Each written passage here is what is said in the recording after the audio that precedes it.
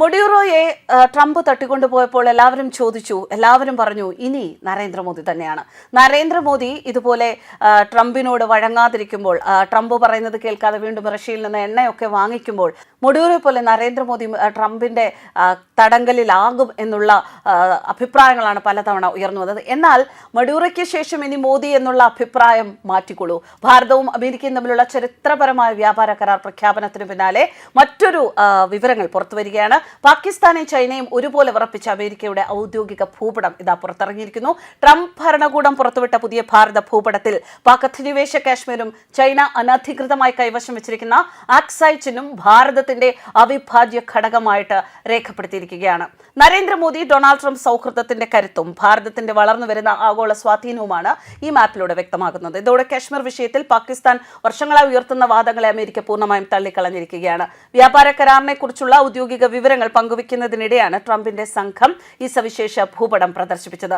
സാധാരണ അന്താരാഷ്ട്ര മാപ്പുകളിൽ പാക് അധീന കാശ്മീരിനെ തർക്കപ്രദേശമായോ പാകിസ്ഥാന്റെ ഭാഗമായോ കാണിക്കാറുള്ള പതിവ് ശൈലിയിൽ നിന്ന് മാറ്റം വരുത്തിയാണ് അമേരിക്ക ഇപ്പോൾ ഭാരതത്തിന്റെ നിലപാടിനൊപ്പം നിന്നിരിക്കുന്നത്. പാകിസ്ഥാൻ വിദേശകാര്യ മന്ത്രാലയം ഇതിനെതിരെ കടുത്ത പ്രതിഷേധം അറിയിച്ചു എങ്കിലും വൈറ്റ് ഹൌസ് അത് പൂർണ്ണമായും അവഗണിക്കുകയാണ് ഉണ്ടായത്.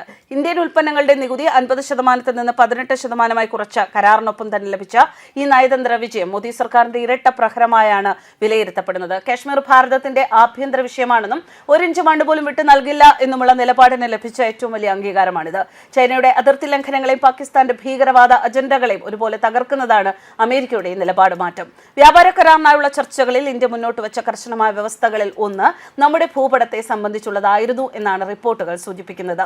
പാകിസ്ഥാനെ ചുവന്ന പരവതാനി വിരിച്ച് സ്വീകരിക്കുകയും എന്നാൽ മാപ്പിലൂടെ അവരുടെ അസ്തിത്വത്തെ തന്നെ ചോദ്യം ചെയ്യുകയും ചെയ്ത ട്രംപിന്റെ ശൈലി പാകിസ്ഥാനെ തീർത്തും പരിഹാസ്യരായി മാറ്റിയിരിക്കുകയാണ്. എന്തായാലും ട്രംപ് തന്റെ നിലപാട് വ്യക്തമാക്കിയിരിക്കുന്നു. ഭാരതത്തോടൊപ്പം ചേർന്നാണ് താൻ ഇനി പ്രവർത്തിക്കുക എന്ന തന്റെ നിലപാട് ട്രംപ് വ്യക്തമാക്കിയിരിക്കുന്നു.